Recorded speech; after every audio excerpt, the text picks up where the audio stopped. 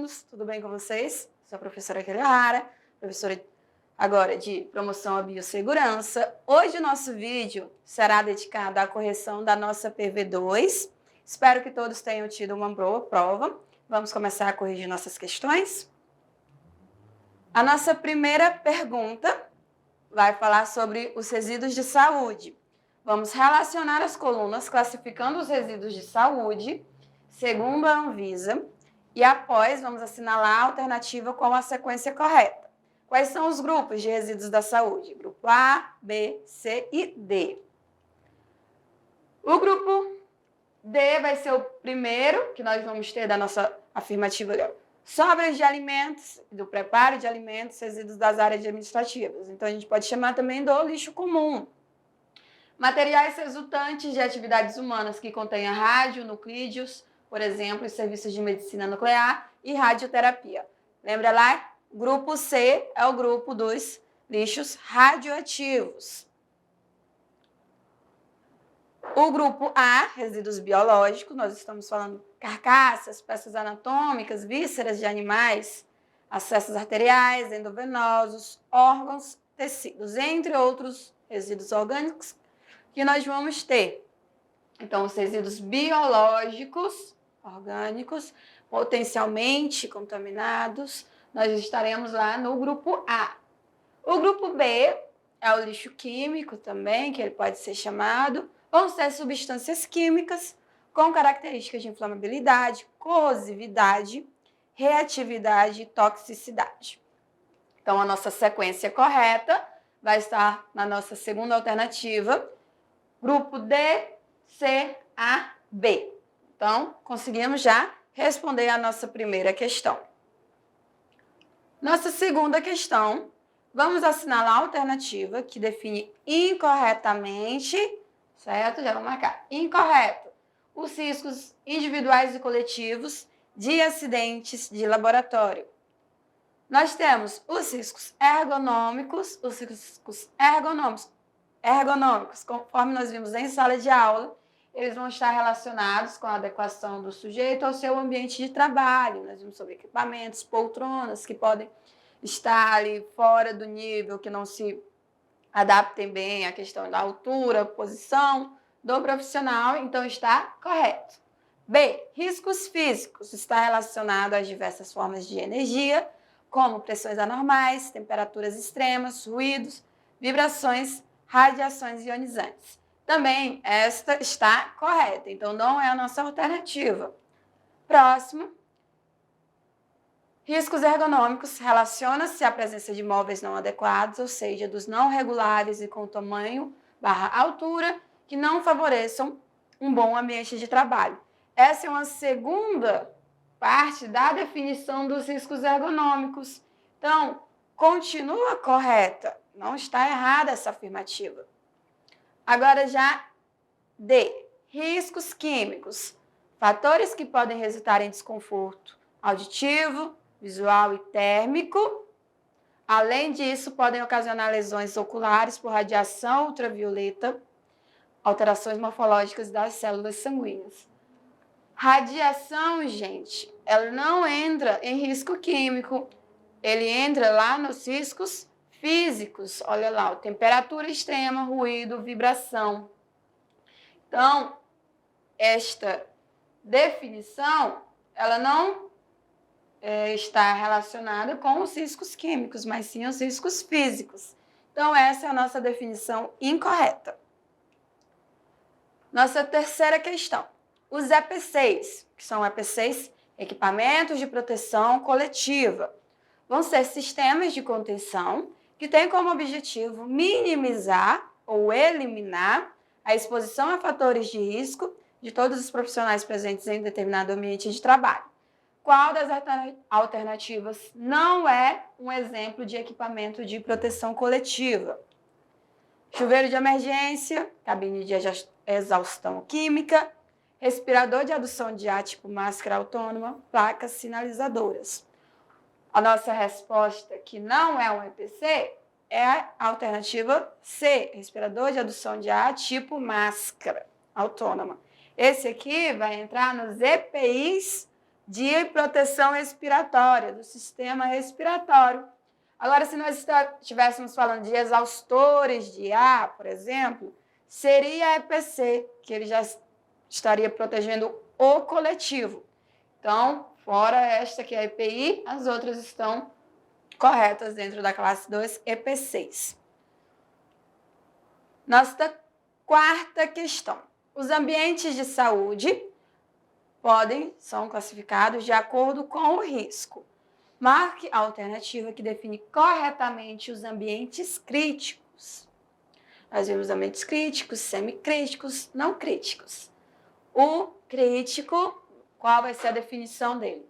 Aqueles que têm o maior número de pacientes graves e que realizam procedimentos invasivos e análise de materiais orgânicos potencialmente contaminados. Então, nossos exemplos que nós vimos lá, o centro cirúrgico, o CTI ou a UTI. Então, são os mais básicos que nós falamos exaustivamente em sala de aula, dos exemplos dos ambientes críticos. A nossa alternativa A, concentra no mesmo local pessoas, equipamentos, livros, vidrarias e outros inúmeros materiais. Estes são os semicríticos, onde os pacientes estão internados e o risco de infecção é menor, como, por exemplo, enfermaria, quartos, ambulâncias e ambulatórios. Exemplos de áreas semicríticas, então não é também uma alternativa. D, área no qual existe um risco moderado a baixo para o desenvolvimento de infecções relacionadas à assistência da saúde. Pacientes que não apresentam infecção ou colonização por micro-organismos de importância epidemiológica. Então, também não é uma área crítica. Respondemos a nossa alternativa correta, alternativa B. Próxima questão, questão 5. Após acidente de trabalho, com a exposição a material biológico, se faz necessário cuidado com as áreas expostas. São condutas reconhecidas. Lembra lá que a gente viu a exposição percutânea, exposição cutânea, exposição por mucosas?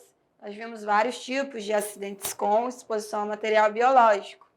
Quando nós falamos da área que foi exposta a esse material biológico, ali da fonte conhecida ou da fonte não conhecida, nós temos condutas padrões. Nós temos lavagem do local exposto com água e sabão, nos casos de exposição percutânea ou cutânea. Correto, vamos lavar o local, é o nosso primeiro passo após a exposição. B, lavar o local exaustivamente com hipoclorito de sódio. Nós vimos que o hipoclorito de sódio é um material que a gente usa para desinfecção de objetos e de superfícies, não é? Que é a famosa água sanitária. Logo, nós não vamos lavar o local que teve uma exposição com água sanitária. Não é um procedimento que ele é indicado, que ele deve ser realizado. Então, essa é a nossa alternativa. Ela é incorreta, é a resposta da questão. Nas exposições de mucosa, lavar exaustivamente com água, solução salina fisiológica. Correta também. Se você teve exposição de alguma mucosa, mucosa oral, mucosa nasal, vamos lavar com solução fisiológica. Procedimentos que aumentem a área exposta, tá? Como corte e injeções locais são contraindicados. Se eu falasse que eles são indicados, seria uma alternativa, uma afirmativa incorreta. Mas eles são contraindicados, então não é para realizar e está correto também, está conforme o nosso material didático lá nas condutas. Então, essa era uma outra afirmativa correta. A incorreta é lavar com hipoclorito de sódio. Questão 6. Durante a avaliação da exposição no acidente com material biológico, a exposição ocupacional a material biológico deve ser avaliada quanto ao potencial de transmissão de HIV, hepatite B, hepatite C, com base em diversos critérios, dentre eles o tipo e a quantidade de fluido e tecido. Quanto ao tipo de fluido e tecido fluido biológico de risco, certo? Estamos falando de risco, que vão ser considerados como líquidos orgânicos potencialmente infectantes. Lembra da listinha que a gente viu?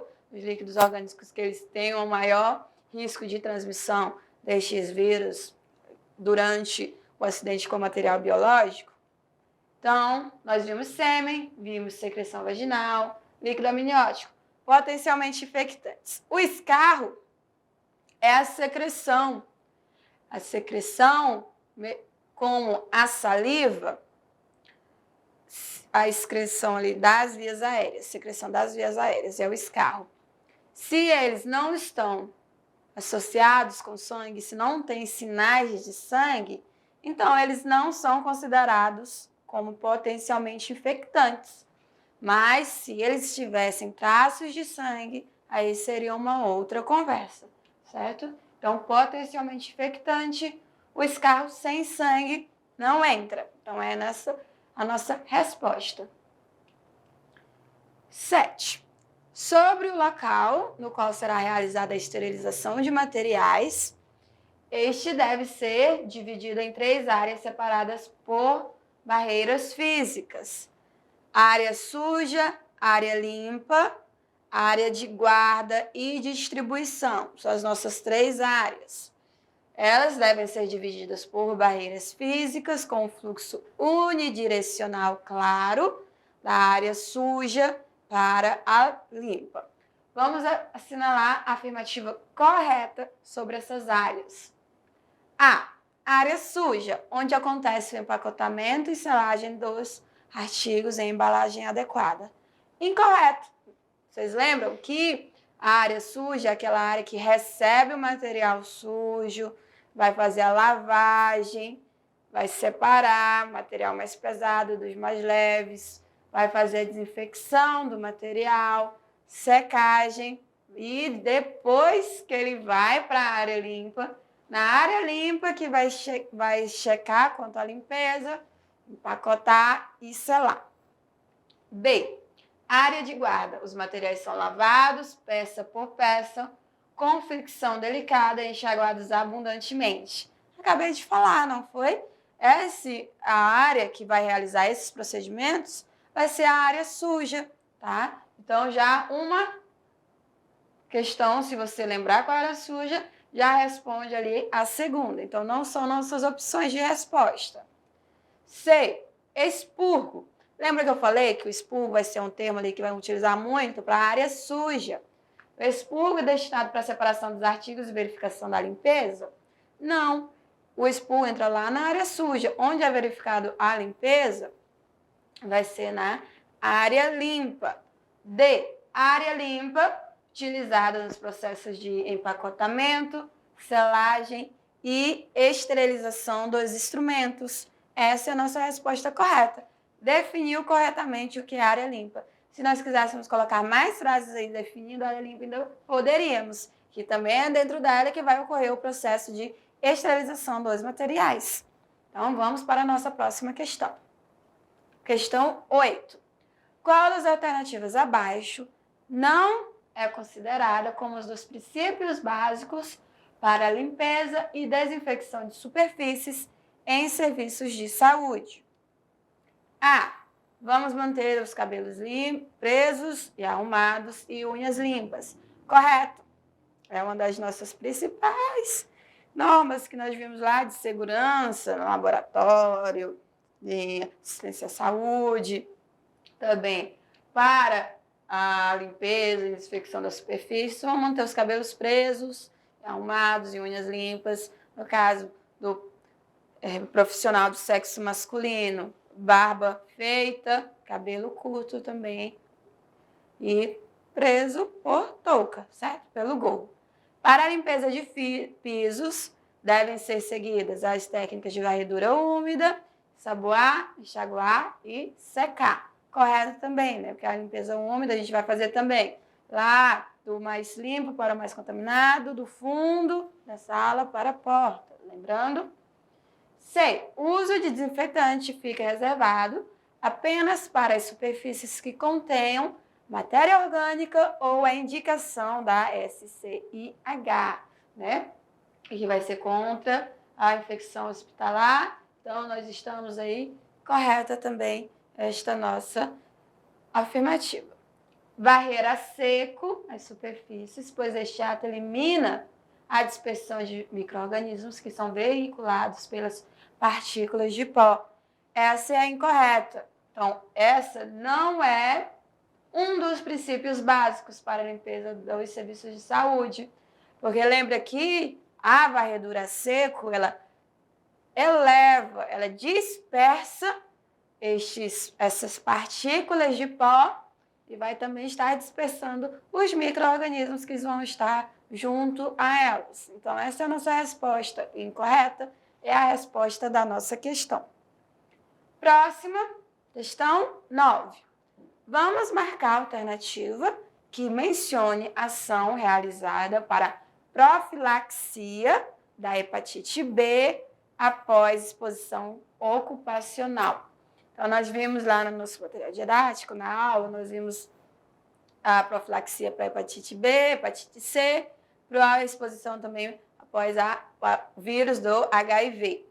Para a hepatite B, nós vimos uma série de ações. Dentre elas aqui, vamos dizer qual delas entra na ação realizada para a hepatite B. Iniciar o esquema de vacinação para os não vacinados ou completar o esquema vacinal correto. Já a nossa primeira questão. Lembra que a gente tem o esquema vacinal contra a hepatite B, que vai ser 3 doses. Para quem não é vacinado ainda, vai iniciar o esquema. Quem já começou ou tem o esquema incompleto, vamos completar o esquema vacinal deste indivíduo que foi exposto. Então, a nossa alternativa B. Penicilina G benzatina, 2.400.000 unidades, intramuscular em dose única. Esta profilaxia, ela é para sífilis, não é? Contra a bactéria da sífilis, após exposição, tratamento da sífilis é penicilina benzatina, popularmente chamada da bezetacil, aquela que dói bem pouquinho, que vocês vão lembrar com certeza dela. C. Profilaxia com antirretrovirais, 72 horas após exposição. A gente viu que a profilaxia com antirretrovirais é 2 horas até 72 horas após a exposição. O tratamento com antirretrovirais ele não tem eficácia após essas 72 horas, certo? Não tem eficácia comprovadamente científica desta eficácia. Então, já vai ser eliminado. E mesmo assim, o antirretroviral eles vão ser utilizados principalmente no caso da exposição ao vírus do HIV. Então, não entramos aí. Não há medida específica eficaz para a redução do risco de infecção. Aqui não tem a medida específica eficaz, é para a hepatite C. Então, já respondemos a nossa questão com a alternativa A, a nossa primeira alternativa. Última questão, questão 10. Essa aqui estava muito boa, né, para vocês responderem. O álcool é um dos principais produtos usados na desinfecção de superfícies, porém, tem como desvantagens. Ele é corrosivo para metais e apresenta um odor desagradável? Acho que não, né? Álcool tem odor desagradável. Quem é corrosivo aqui vai ser o hipoclorito de sódio. Lembra lá? Passando. Causa irritação nos olhos e no trato respiratório. Normalmente, não, né? O álcool isopropílico, 70%, ele não vai causar essa irritação. Quem causa irritação também é o hipoclorito de sódio. C. É inflamável e volátil. Sim, bem como resseca plásticos, borrachas e a pele humana. Correto. Então, essa é a nossa alternativa das desvantagens do álcool. D. É corrosivo para cobre, latão, bronze e ferro galvanizado. Também não. Então, já respondemos a nossa última questão. Chegamos ao final da nossa correção. Lembrando vocês que nós não teremos a correção presencial, devido nós já estamos ao final do nosso cronograma da disciplina de biossegurança. Foi um prazer ter dado essa disciplina a todos vocês. Eu espero que continuem firme e forte no curso e até a próxima aula.